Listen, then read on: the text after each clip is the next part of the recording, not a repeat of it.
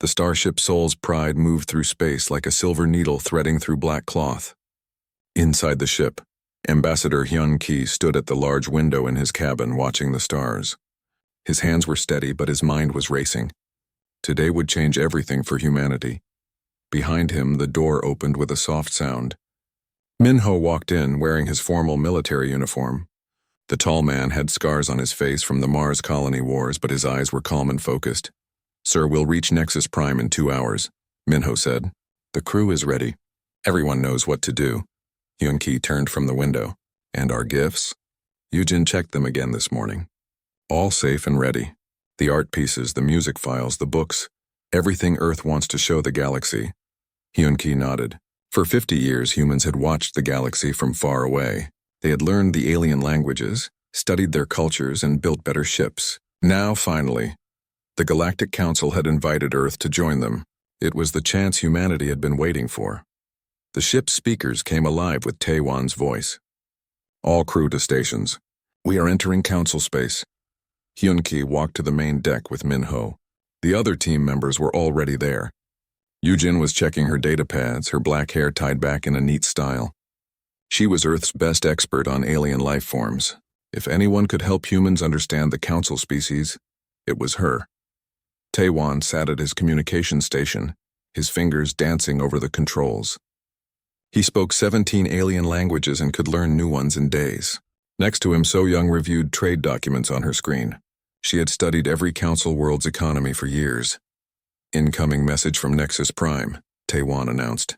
"They're giving us permission to land." Through the main window, they could see their destination. Nexus Prime was not like Earth. The planet was covered in crystal cities that caught starlight and threw it back in rainbow colors. Massive space stations orbited the world like metal moons. Ships from hundreds of different worlds moved in careful patterns around the planet. "Look at that," Yujin whispered. 847 different species all working together. Min-ho crossed his arms. "Or so they want us to think." Hyun-Ki gave him a sharp look. "We go in with open hearts and clear minds. This is about peace, not war." "Of course, sir, but a good soldier always watches for danger." The Soul's Pride landed at the diplomatic port. Through the windows, they could see other ships from across the galaxy. Some looked like metal flowers, others like crystal spears. A few were so strange that human eyes had trouble understanding their shape. Council workers came to meet them. The leader was a tall, thin creature with blue skin and 4 arms. It spoke in perfect English. "Welcome, humans of Earth. I am Guide Veltar. The Council waits for you." Hyun-Ki stepped forward and bowed slightly. "Thank you for this honor. We bring greetings from all humanity." They followed Veltar through the spaceport. The building was huge, with ceilings so high they seemed to touch the sky. Aliens of every shape and size moved through the halls. Some walked on 2 legs like humans. Others floated in the air or crawled along the walls. Yujin's eyes were wide with wonder. She had studied these species for years, but seeing them in person was different. A group of rock-like beings rolled past them, speaking in sounds like grinding stone. Nearby, creatures that looked like living water flowed through special tubes in the walls. "So many different forms of life," she said quietly to Hyun-Ki, "and they all work together." "That's what we hope to join," Hyun-Ki replied. They entered a transport tube that shot them across the city at incredible speed. Through the clear walls, they could see the crystal buildings up close. Each one was a work of art, shaped by minds that thought in ways humans had never imagined. The Council building was the largest structure on the planet. It looked like a mountain made of glass and metal, reaching up into the clouds. Inside, the main chamber was a vast space filled with seats for every Council species. Guide Veltar led them to a waiting area. "The Council will see you soon. They are very interested in humanity." As they waited, other diplomats came to meet them. A bear-like creature with golden fur introduced itself as Ambassador Grantar of the Ursine worlds. A floating jellyfish-like being called itself Speaker Lumial of the Drift Nations. "Your species is young," Grantar said in a deep, rumbling voice. "But we have heard interesting things about humans. You learn quickly." "We try our best," Hyun-Ki answered. "We hope to learn from all of you." Speaker Lumial pulsed with different colors as it talked. "The Council values peace above all things. Some species worry about human aggression. Your wars are well known." So-young stepped forward. "Our past wars taught us the value of peace. That's why we want to join the Council." The aliens seemed satisfied with this answer, but Minho noticed how they looked at each other when they thought the humans weren't watching. Something felt wrong, but he kept his thoughts to himself. Finally, Guide Veltar returned. "The council will see you now." They entered the main chamber, and Hyun-Ki's breath caught in his throat. The room was bigger than any building on Earth. Seats rose up in circles around a central platform, and in those seats sat representatives of hundreds of different worlds. The sight was beautiful and terrible at the same time. At the highest level sat the Inner Circle, the most powerful species in the galaxy. Hyun-Ki could see the reptilian saurians with their cold eyes and the ghostly Voidborn who seemed to be made of living shadow. A voice boomed through the chamber. "Humans of Earth, step forward." Hyun-Ki walked to the center platform with his team. He looked up at the sea of alien faces, took a deep breath, and began humanity's most important speech. "Honored members of the Galactic Council," he said, his voice carrying clearly through the vast space. "We come to you not as conquerors but as students. Earth offers its friendship to all who would have it." The chamber was completely silent. 847 species listened as one human spoke for his entire world. This was just the beginning. Admiral Jae-sung was drinking coffee in his office on Luna City when the message arrived. It came through channels so secret that only 12 people in the solar system knew they existed. The data packet looked like normal space weather information, but hidden inside was Yujin's final transmission from Nexus Prime. Jae-sung's hands shook as he decoded the message. First came the intelligence data, locations of council fleets, political structures, and military capabilities. Then came the personal message that made his blood turn to ice. "Earth Command, this is Yujin. They murdered Hyun-Ki. The trial was fake. They planned this from the beginning. The council fears us, and they're going to try to destroy our species. Tell them. Tell them we tried to be peaceful."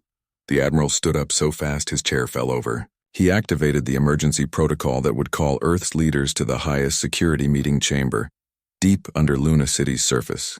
Within an hour, the most powerful humans in the solar system were sitting around a table made of polished asteroid metal. Prime Minister Nari was a small woman with steel in her eyes. She had led Earth through 20 years of careful expansion and hidden preparation. Next to her sat Dong-hyun, whose innocent face hid the fact that he ran the most effective spy network in human history. Sun-hee looked tired from her work on Project Prometheus, but her mind was sharp as ever. The weapons she had designed in secret would soon show the galaxy what human science could really do. Across from her, Supreme Commander Wu Bin studied holographic displays of every human military asset in the solar system. "Show them," Jae-sung said quietly. The chamber's screens lit up with the execution broadcast. They watched in silence as their friend and colleague was murdered in front of the entire galaxy. When it ended, the room was quiet for a long moment. Nari spoke first. "How long until the council fleets reach Earth?" Dong-hyun consulted his datapad.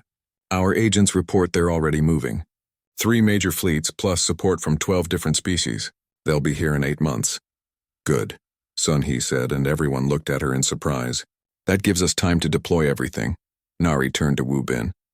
"Are we ready?" The Supreme Commander smiled grimly. "We've been ready for 30 years. The question is whether we should show them mercy." "They executed our ambassador under a flag of truce," Jae-sung said. "According to every law of war, human or alien, that was murder." Dong-hyun pulled up more displays. "Our intelligence network has been gathering information for decades. We know everything about the Council, their trade routes, military bases, political systems, and weak points. They think we're just primitive humans from a backwater world." "Let them keep thinking that," Nari said. "For now. Sun-hee, what's the status of Prometheus?" Sun-hee activated a holographic display that filled the chamber. It showed the solar system, but not as the Council had ever seen it. Hidden shipyards orbited Jupiter and Saturn, building vessels with technology decades ahead of anything the galaxy had seen. Weapon platforms disguised as asteroids floated throughout the system, and deep in the outer darkness things moved that no alien eye had ever detected. "The Prometheus fleet has been ready for 5 years, Sun-hee said. 47 ships with dimensional phase drives, quantum entanglement communication, and weapons that can crack planets. The arsenal includes gravity bombs, star killers, and temporal disruption devices." Wu Bin added more information. "Our civilian exploration ships have been mapping every system within 50 light years. What the Council thinks are peaceful scientists are actually forward scouts and sabotage specialists. We have assets in place on 200 worlds. The aliens underestimated us, Donghyun said. They thought watching Earth would tell them everything about humanity. They never realized we had already spread throughout the outer system. They never detected our deep space installations. They never suspected that our primitive ships carried advanced sensor equipment. Nari stood and walked to the main display. It showed a real-time map of known space with Council territories marked in red and human assets marked in blue. There were far more blue dots than anyone outside this room would have believed possible. For 50 years we pretended to be simple, peaceful humans, she said. We let them think we were young and weak. We showed them our history of wars and let them believe we hadn't learned anything. Meanwhile, we prepared for this day. The Endgame protocol had been developed by Earth's best minds working in absolute secrecy. While humanity publicly pursued peace and cooperation, their leaders had studied galactic history and learned a harsh truth. Every time a young species showed promise, the established powers found reasons to destroy them. The Council has eliminated 43 species in the past 1,000 years, Donghyun reported, always for the same reasons. Too aggressive, too dangerous, too threatening to galactic stability. They've turned genocide into a legal process. Sun-Hee brought up technical specifications. The dimensional phase drives will let our ships appear anywhere instantly. The quantum communicators can't be jammed or intercepted. Our ship armor uses crystallized spacetime that can absorb almost any energy weapon. And if they force us to use the arsenal? Nari asked. The star killers can trigger supernovas and dying stars. The gravity bombs can turn gas giants into black holes. The temporal disruptors can age a fleet to dust in seconds, Sun-Hee said calmly. But those are last resort weapons. We're not monsters. Wu Bin activated another display showing the current positions of Council fleets. They're moving in 3 waves. The first is military ships to establish a blockade. The second carries invasion forces. The third has planet-killer weapons in case the first 2 fail. They're planning to commit genocide, Jae-sung said. Complete destruction of our species. Nari returned to her seat. Then we give them a war they'll never forget. But we do this the human way, with honor, strategy, and mercy for those who deserve it. She pressed a button that sent coded signals across the solar system. In hidden bases throughout the outer planets, lights began coming on. Ships that had waited in darkness for decades started their engines. Weapons that could reshape the galaxy powered up for the first time. Activate all assets, Nari ordered. Begin Phase 1 of the Endgame protocol. Show them that humanity is not their victim. Within hours, the galaxy began to change. Council surveillance posts in 47 systems went dark simultaneously, their equipment mysteriously failing. Trade routes that had operated for centuries suddenly found their navigation beacons giving wrong information. Communication networks experienced strange delays and corruptions. On Nexus Prime, Vextar received reports of the strange failures with growing concern. What is happening? How are they doing this? Whisper of stars pulsed with agitated light. Perhaps the humans had more technology than we thought. Impossible. Our scans showed primitive ships and basic weapons. They're just lucky that some of our equipment is malfunctioning. But deep in space, human ships moved like ghosts between dimensions. Each ship carried a crew trained since childhood for this moment. They struck at carefully chosen targets with surgical precision, proving that humanity's reach extended far beyond Earth's solar system. The message was clear. Earth was not defenseless. The peaceful emissary was dead, but he had been replaced by something the galaxy had never seen before. In the hidden command center under Luna City, Nari watched the reports come in. Every strike was perfect, every target eliminated without civilian casualties. Humanity was announcing its presence to the galaxy, but it was doing so with honor. Phase 2 in 72 hours, she ordered. Time to show them what human weapons can really do. The Council had awakened something they didn't understand. They thought they were dealing with primitive humans from a single world. Instead, they had made enemies of the most dangerous species the galaxy had ever seen, one that combined advanced technology with the hard-learned wisdom of a species that had survived its own worst impulses. The war for humanity's survival was about to begin.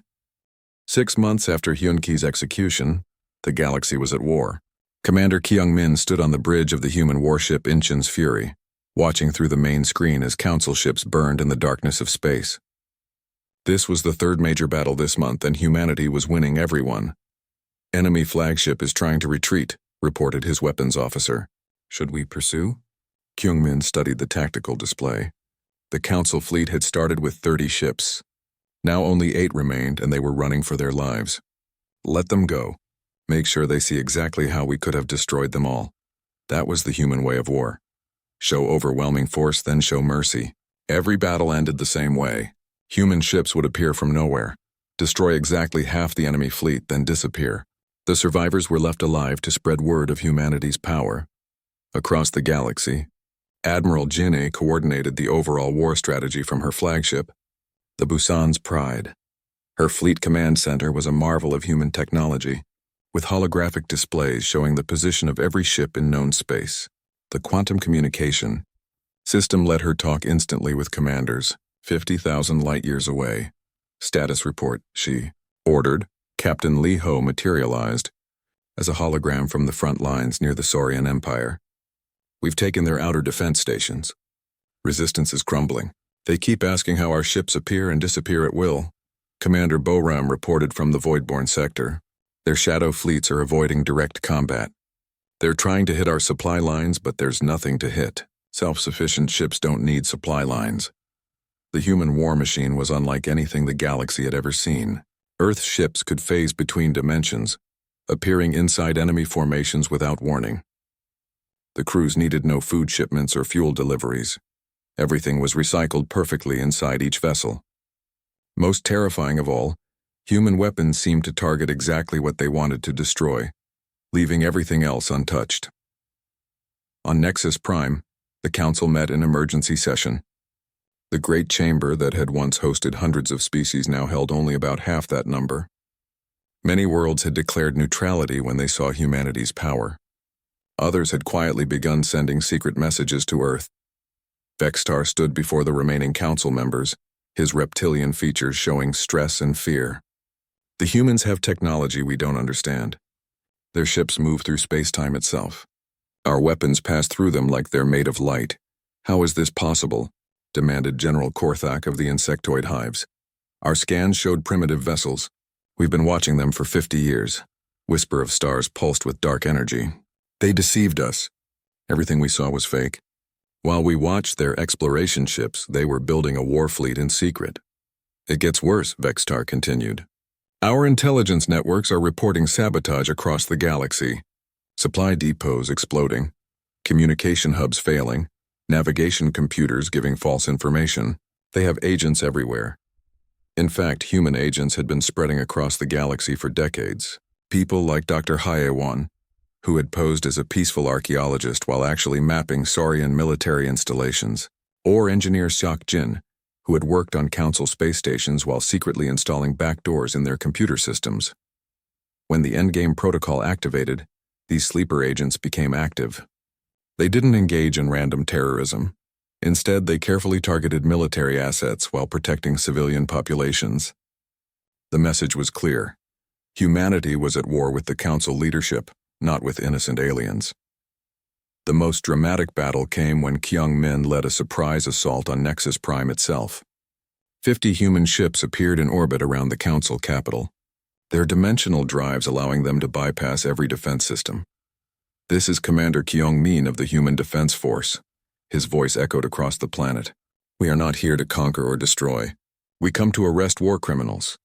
The orbital defense platforms opened fire, but their energy beams passed harmlessly through the phased human ships. Meanwhile, smaller craft descended toward the planet's surface, landing at specific government buildings. Impossible, Vextar roared as human soldiers walked through the walls of his command center.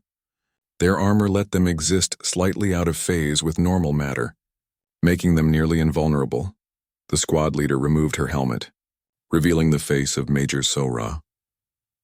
Vextar of the Saurian Empire, you are under arrest for the murder of Ambassador Hyun-ki and conspiracy to commit genocide. You cannot arrest a council member, Vextar protested. Watch us, Sora replied calmly.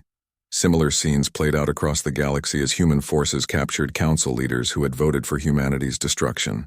But they also protected council members who had opposed the execution or tried to abstain from the vote. The war's turning point came when Admiral Jin'e made her most audacious move. She took a fleet directly to the galactic center, where the supermassive black hole Sagittarius A anchored the galaxy's spiral structure. "This is Admiral Jin'e of Earth," she broadcast to every receiver in the galaxy. "I'm sure you're all wondering what we're doing here." Her ships formed a perfect sphere around the black hole, their exotic matter generators creating a containment field. On every world, astronomers watched in horror as their instruments detected what humanity was threatening to do. "We have the technology to destabilize this black hole," Jin'e continued. "The resulting explosion would destroy the galactic center and collapse the spiral arms. Every world, every species, every life in this galaxy would end." The galaxy held its breath. Even species that had supported the Council began demanding immediate peace talks. "But we're not monsters," Jin'e said. "We don't want to destroy anyone. We just want the killing to stop." The Council's resistance crumbled overnight. Worlds that had been firm allies began withdrawing their support.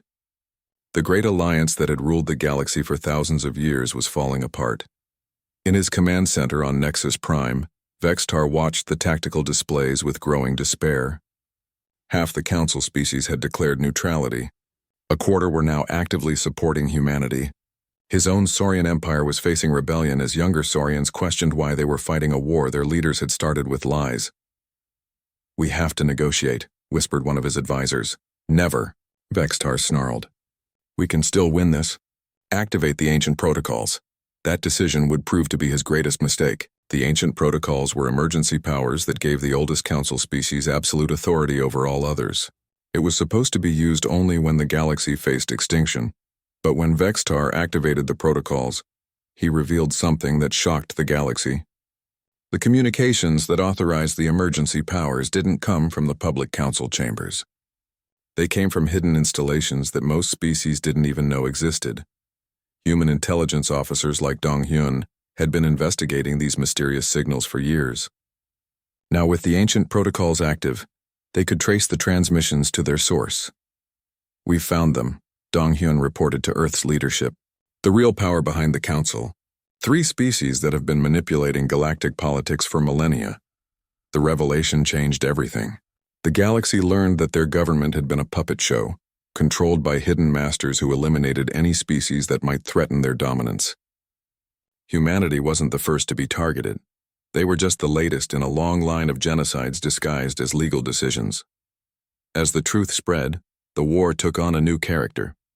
It was no longer humanity against the galaxy. It was the galaxy against its secret oppressors, with humanity leading the fight for freedom.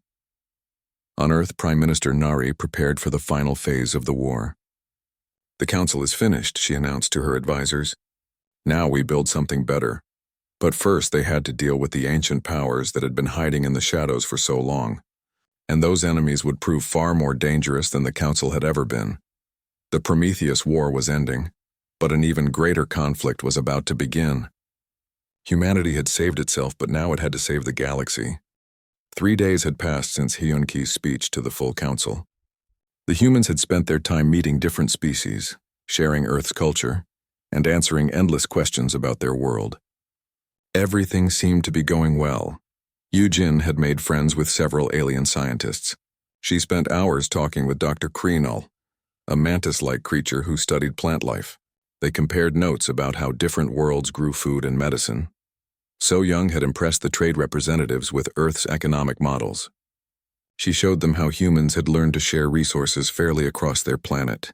The alien traders seemed very interested in Earth's methods.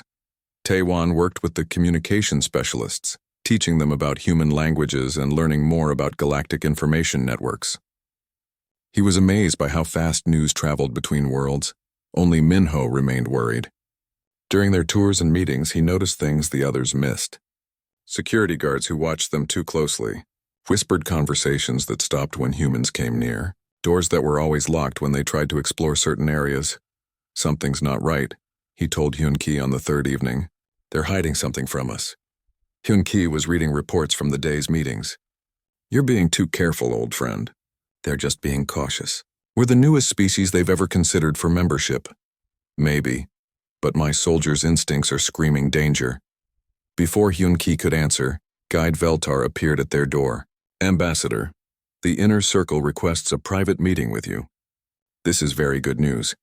It means they are ready to make their final decision about Earth's membership. Hyun-Ki stood up, straightening his formal clothes. When? Now, if you please. They wait in the inner sanctum. Min-Ho stepped forward. I'll come with you. No, Veltar said quickly. The inner circle meets only with the chief ambassador. It is tradition. Hyun-Ki put a hand on Min-Ho's shoulder. It's fine. This is what we came for. Min-Ho watched his friend leave with Veltar, and the bad feeling in his stomach grew stronger. The inner sanctum was deep inside the council building, far from the public areas. Hyun-Ki followed Veltar through corridors that grew darker and more narrow as they went deeper. The walls here were made of black stone instead of crystal, and the air felt heavy. Here we are, Veltar said, stopping at a massive door. Good luck, Ambassador. The door opened and Hyun-Ki stepped inside. The room was not what he expected. Instead of a meeting chamber, he found himself in what looked like a courtroom. High seats surrounded a small platform in the center, and in those seats sat the 12 members of the inner circle. At the highest seat was Vextar of the Saurian Empire, a massive reptile with yellow eyes and sharp teeth. Next to him floated Whisper of Stars, a voidborn that looked like living darkness with tiny lights moving inside its body. Human Hyun-Ki. Vexatar's voice was like grinding metal. You stand accused of representing a dangerous species that threatens galactic peace. Hyun-Ki felt cold shock run through his body. Accused? I don't understand. We came here for membership talks. There will be no membership. Whisper of Stars spoke with a voice like wind through empty space. We have evidence of humanity's true nature. The chamber's walls lit up with images. Hyun-Ki saw pictures of Earth's history, wars, pollution, destroyed cities. Then came more recent images that made his blood freeze. They showed human ships in space, but not the civilian vessels Earth had admitted to building. These were warships, sleek and dangerous looking. Project Prometheus, Vextar continued. Your species has been building a secret war fleet while pretending to seek peace. That's not true, Hyun-Ki said, but his voice sounded weak in the huge chamber. Those ships are for defense only. We learned to be careful from watching galactic history. More images appeared. They showed human colonies in the outer solar system that Earth had never admitted to having. Mining operations, factories, and what looked like military training bases. You have been lying to us from the beginning, another council member said. This one looked like a tree made of crystal. Your expansion across your system shows the same pattern as every aggressive species in galactic history. Hyun-Ki realized with growing horror that this was not a meeting, it was a trial. And the decision had already been made. We have studied your species for 50 years, Whisper of Stars continued. Humans are violent, expansionist, and dangerous. Your own history proves this. Your wars killed millions. You nearly destroyed your own planet. But we learned from those mistakes, Hyun-Ki pleaded. That's why we want to join the council, to be part of something peaceful and good. Vexatar's laugh was like breaking glass. Every aggressive species says the same thing. They all promise peace while building weapons. The trial continued for hours. The council presented more evidence, intercepted human communications, analysis of Earth's technology, and reports from council spies who had been watching humanity for decades. Each piece of evidence was twisted to make humans look like a threat. Hyun-Ki tried to defend his species. He talked about human art, literature, and philosophy. He spoke about Earth's environmental restoration projects and the global peace that had lasted for over a century. He showed them recordings of human children learning about alien cultures with wonder and excitement. But the inner circle had made up their minds long before the trial began. Meanwhile, back in the human quarters, Min-Ho's worry had infected the others. Yujin noticed that her alien friends had stopped visiting. Tae-Wan found that his access to the communication networks had been cut off. So-Young discovered that her economic data had been copied without permission. We need to contact Earth, Min-Ho said. Something is very wrong here. Tae-Wan worked frantically at his equipment. I can't get through. All our communications are being blocked. Yujin looked pale. The other species, they won't talk to us anymore. When I try to approach them, they walk away. That's when they heard the announcement echoing through the building. Vextar's voice reached every corner of Nexus Prime and was broadcast to every world in the galaxy. Citizens of the Galactic Council, after careful consideration, we have reached a decision about the human species. They have been found guilty of deception, aggression, and pose as a clear threat to galactic stability. Minho's face went white. No, they wouldn't dare. The sentence, according to ancient galactic law, is execution of their representative and immediate quarantine of their species. Let this serve as a warning to any who would threaten the peace we have built. Back in the inner sanctum, Hyun-Ki stood in chains made of energy. He had one last chance to speak. "You call this justice?" he said, his voice carrying to every world in the galaxy through the broadcast. "You judge an entire species based on fear and lies. You preach peace while murdering those who seek to join you." Vextar raised a weapon that glowed with deadly light. "Your words only prove your species' arrogance. You have no idea what you've just awakened," Hyun-Ki said, looking directly into the broadcast camera. "Humanity remembers its friends, but it never forgets its enemies." The weapon fired. Ambassador Hyun-Ki, Earth's first emissary to the stars, died in front of the entire galaxy. In the human quarters, Yujin managed to send one last coded message to Earth before their equipment was destroyed. The message was hidden in what looked like routine telemetry data, but it contained everything: the location of Council military bases, the names of the species involved in the execution, and proof that the trial had been a sham. As Council security forces came to arrest the remaining humans, Minho smiled grimly. Earth would receive Yujin's message, and then the galaxy would learn what humanity was really capable of. The peaceful emissary was dead. Soon they would meet Earth's true face. 18 months after Ambassador Hyun-Ki's execution, Prime Minister Nari stood before the largest gathering in galactic history. The rebuilt assembly hall on Nexus Prime could hold representatives from over 1,000 species, and every seat was filled. This was not the old Galactic Council. This was something completely new. Nari looked out at the crowd of alien faces. Some belonged to species that had fought against humanity. Others came from worlds that had been secret supporters. Many represented civilizations that had been hidden away, too afraid of the old council to reveal themselves. "Friends," Nari began, her voice carrying clearly through the translation systems, "we gather today not as conquerors and conquered, but as equals building a new future." In the front row sat the former council leaders who had survived the war. Vextar was there, his reptilian pride broken but his intelligence intact. Next to him, Whisper of Stars flickered with subdued light, a shadow of its former arrogance. They were no longer prisoners. The trials had ended months ago with sentences of community service rather than execution. The real criminals sat in a special section under heavy guard. These were the Ancients, the three species that had secretly controlled galactic politics for over 10,000 years. For millennia, they had posed as wise elders while actually eliminating any species that might challenge their power. Director Dong Hyun had spent months unraveling their conspiracy. The evidence was overwhelming. Engineered famines that had killed billions, proxy wars that destroyed promising civilizations, and a systematic program of genocide disguised as legal justice. The Talnari, the Void Khan, and the Kethmol, Dong Hyun had reported to the assembly the week before. They achieved spaceflight first, and they've spent 10,000 years making sure no one else could threaten their dominance. The evidence had shocked even species that thought they knew galactic history. Worlds believed their ancient disasters had been natural, or the result of their own mistakes. In reality, they had been carefully orchestrated by the Ancients to prevent these species from becoming too powerful. 43 species completely destroyed, the prosecution had presented. Over 200 others reduced to primitive levels through natural disasters, all to maintain the Ancients' secret empire. Now, as Nari addressed the new assembly, she could see representatives from some of those supposedly extinct species. Human rescue teams had found survivors on hidden colony worlds, keeping their cultures alive in secret for centuries. "Today marks the end of the old ways," Nari continued. "No more secret rulers, no more fake trials, no more genocide disguised as justice."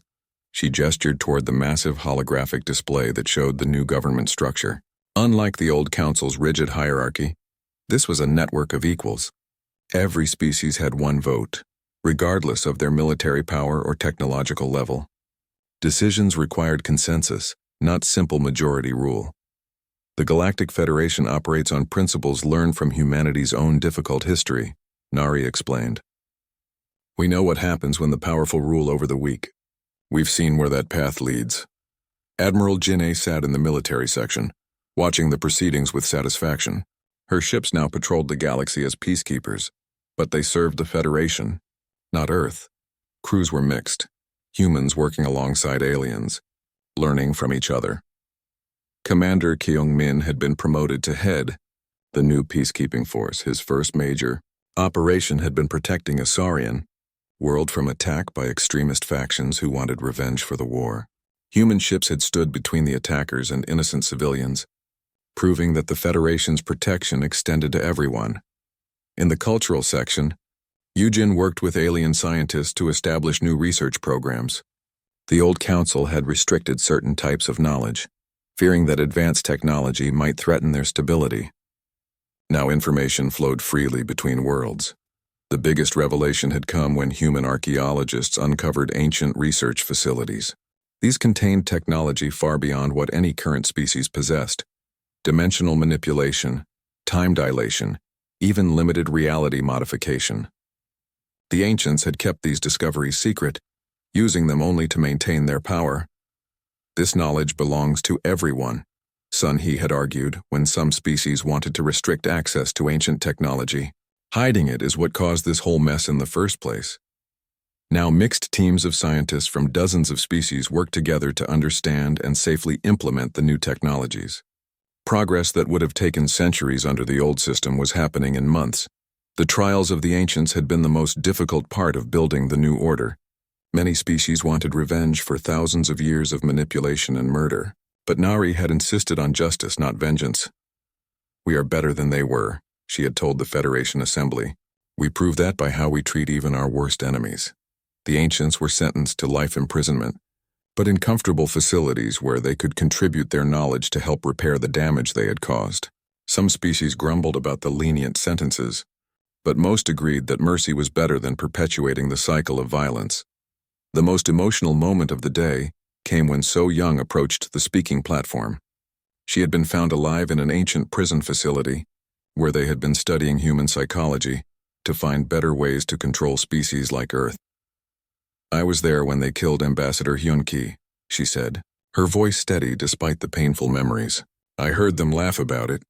They thought they were eliminating a threat to their secret empire." She turned to face the section where the former council leaders sat. "What they didn't understand is that you can't kill an idea." Hyun-ki represented the hope that species could work together as equals. That idea didn't die with him, it spread across the galaxy. Bextar stood up slowly. The proud Saurian leader had aged visibly during the trials, but his voice was still strong. "I was wrong. We were all wrong. We let fear control us, and we became tools of the real enemy." He looked directly at Nari. "Humanity showed us a better way even when we didn't deserve it. You could have destroyed us all, but you chose to save us instead." The assembly erupted in approval. Clicks, whistles, harmonic tones, and applause from hundreds of different species. It was the sound of a galaxy choosing hope over fear. As the formal ceremonies ended, delegates began the real work of building the new government. Committees formed to address trade disputes, territorial conflicts, and refugee resettlement. For the first time in galactic history, these discussions happened in the open, with representatives from all affected species participating. Nari found herself in a quiet corner with Jin'e and the other surviving members of Hyun-ki's original team. Minho had been promoted to head of Federation security, while Taiwan managed the new open communication networks. "Do you think he would be proud?" Yujin asked, looking up at the memorial statue that had been erected in the assembly hall. It showed Hyun-ki in his formal diplomatic clothes, hand extended in greeting, the gesture that had started humanity's journey to the stars. "He'd probably tell us to stop talking and get back to work," Minho replied with a sad smile. "You know how he was about ceremonies." The statue bore an inscription in dozens of languages, but the human version read simply, "He came in peace." His sacrifice brought justice. As the delegates dispersed to their new assignments, the galaxy began its transformation. Trade routes that had been controlled by ancient cartels opened to free commerce. Scientific knowledge that had been restricted for millennia became available to everyone. Species that had been isolated for centuries began reaching out to their neighbors.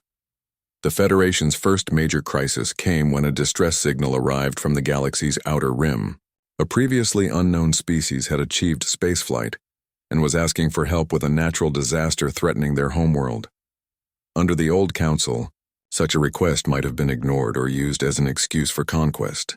The Federation responded by sending massive relief efforts led by species that had once been enemies of each other. "This is who we choose to be," Nari announced as she watched the rescue fleets depart. Not conquerors or controllers, but helpers and protectors. 5 years later, the Galactic Federation had grown to include over 1,500 species.